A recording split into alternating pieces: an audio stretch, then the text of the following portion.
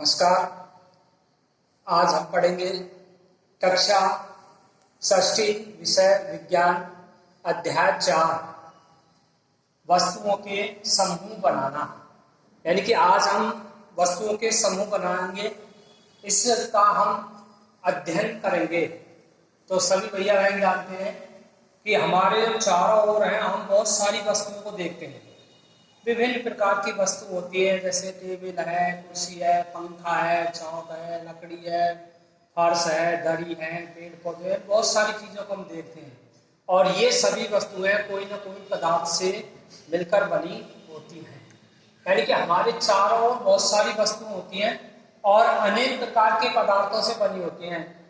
जैसे कांच, कुछ वस्तुएं कांच की भी होती हैं, कुछ लकड़ी से भी बनी होती हैं, कुछ प्लास्टिक से भी, कुछ कागज से भी, कुछ मिट्टी से भी बनी होती हैं।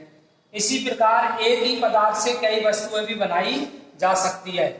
जैसे धातुएं हैं, धातुओं से बर्तन भी बनाए जाते हैं, धातुओं के पाइप भी बनाए जाते हैं, धातुओं के खाना बनाने के पात्र भी बनाए जाते हैं, भोजन करने के भी बनाए जाते हैं। धातुओं से हमें आभूषण भी बनाए जाते हैं। इसी प्रकार प्लास्टिक है, प्लास्टिक की कुर्सी भी बनती होती है, प्लास्टिक का चम्मच भी होता है, प्लास्टिक से बाल्टी भी होती है, मग भी होता है। इस प्रकार कई वस्तुएं बन जाती हैं। ऐसे ही लकड़ी की स्टूल, टेबल, चारपाई, बेड, अलमारी आदि बनाई जाती है। ऐसे ही कागज से नोटबुक, पुस्तकें, अन्य चीजें, गत्ता आदि कई चीजें बनाई जाती है। मृदा है, मिट्टी से भी कई चीजें बनती है। तो इस प्रकार से हमने यहाँ पढ़ा है कि वस्तुएं विभिन्न प्रकार के पदार्थों से बनी होती हैं।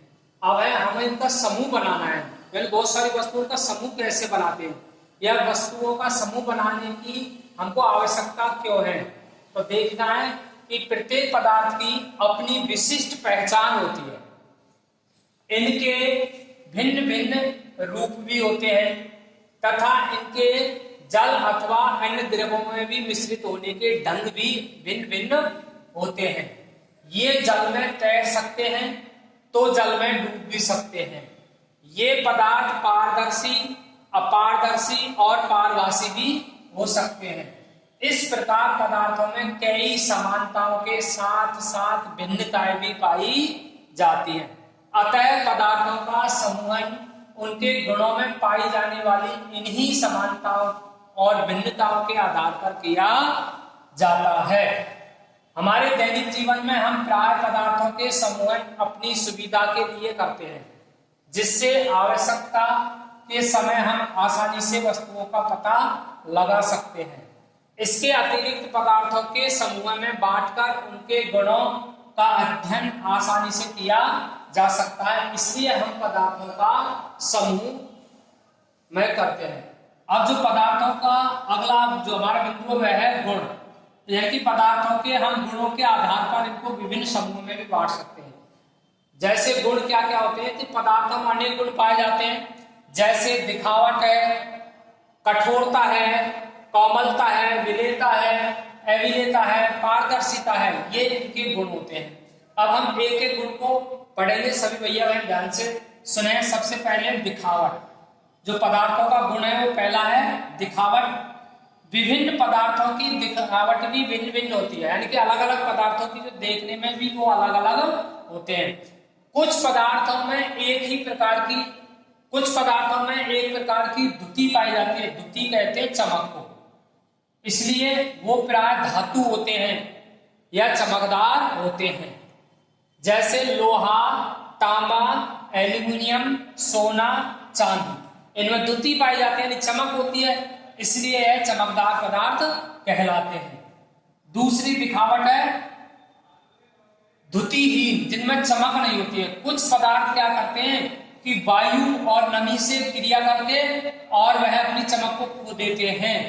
वे पदार्थ द्युतिहीन अथवा निष्प्रभाव दिखाई देने लगते हैं। ये तो हमारा गुण हुआ दिखावट। अगला जो गुण है पदार्थ का वो है कठोरता। कठोरता और कोमलता दोनों को पढ़ेंगे। तो वे पदार्थ जिन्हें आसानी से खरोंचा जा सकता है और खरोंचा नहीं जा सकता है और संपीड़ित नहीं किया जाता है, वे पदार्थ कठोर पदार्थ कहलाते हैं। जैसे कठोर पदार्थ में लकड़ी होती है, पत्थर है, ईंट है, धातुएं हैं, ये कठोर पदार्थ कहलाते हैं। जबकि जिन पदार्थों को आसानी से संपीड़ित अथवा खरोंचा जा सकता है वो कोमल पदार्थ कहलाते हैं। जैसे रुई है, स्पंज है, रबड़ है, इनको हम आसानी से खरोंच सकते हैं। अगला हमारा जो गुण है वो है विलेयता अथवा अविलेयता।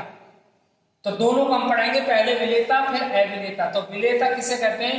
जो पदार्थ जल में घोलने पर पूरी तरह घुल जाते हैं, यानी हमको दिखाई नहीं देते हैं जल में घोलने पर, यानी कि जल में वो विलय हो जाते हैं, वो विलय पदार्थ कहलाते हैं। अब विलय पदार्थ को आप जानते हैं सभी, ऐसे नमक है, नमक को अपन जल में घोलेंगे तो नहीं दिखता है तो विलय है। चीनी को जल में घोलेंगे तो नहीं घुलती है, वो घुल जाती है और हमको दिखाई नहीं देती है, तो ये भी विलय है। सिरका, नींबू का रस, ये सब विलय पदार्थ कहलाते हैं। अब है अविलेय।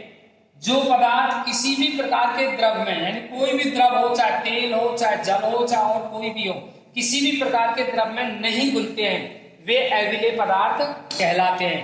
जैसे उदाहरण के लिए बालू है, बालू यानी मिट्टी है, अपन कोई जल में घोलेंगे तो वो घुलेगी नहीं। लकड़ी का बुरादा है, लोहे का बुरादा है, इनको हम जल में घोलेंगे तो नहीं घुलेंगे, इसलिए ये अविलेय कहलाते हैं। अपना जो अगला गुण है, लास्ट गुण है, वो है पारदर्शिता। तो पारदर्शिता के आधार पर पदार्थ तीन प्रकार के होते हैं: पारदर्शी पदार्थ, अपारदर्शी पदार्थ और पारभासी पदार्थ। अब मैं तीनों को आपको बताने जा रहा हूं, सभी भैया मैं ध्यानपूर्वक समझेंगे। सबसे पहला पारदर्शी पदार्थ, ऐसे पदार्थ जिनके पार वस्तुओं को आसानी से देखा जा सकता है, यानी कि उसके आर पार देखा जा सकता है, या कोई प्लास्टिक की वस्तु भी होता है, यानी कि वे पदार्थ जिनके आर पार वस्तुओं को देखा जा सकता है पारदर्शी कहलाता है। जैसे कांच है, जल है और वायु है और प्लास्टिक है, इनके हम आर पार देख सकते हैं, इसलिए पारदर्शी है। अपारदर्शी पदार्थ, ऐसे पदार्थ जिनके पार देखना संभव नहीं होता है, अपारदर्शी पदार्थ कहलाते हैं, यानी कि हम उनके आर पार नहीं देख सकते। जैसे मिट्टी का घड़ा है, गत्ता है, लकड़ी है, ईंट है, पत्थर है, या कोई धातु है, लकड़ी है, ब्लैक बोर्ड है, पुस्तक है, इनके आर पार हम नहीं देख सकते हैं, इसलिए अपारदर्शी कहलाता है। और तीसरा हमारा जो प्रकार होता है वो अपारभासी, पारभासी पदार्थ। ऐसे पदार्थ जिनसे पदार्थों को देखा तो जा सकता है आर पार, परंतु पूर्णतः यानी कि पूरी तरह साफ दिखाई नहीं देता है, स्पष्ट धुंधला धुंधला दिखाई देता है, उसे पारभासी पदार्थ कहते हैं। जैसे बटर पेपर, एक्सरे प्लेट, घिसा हुआ कांच आदि। ये पाठ यही समाप्त होता है। अगले वीडियो में हम इसके प्रश्न उत्तर कराएंगे। धन्यवाद।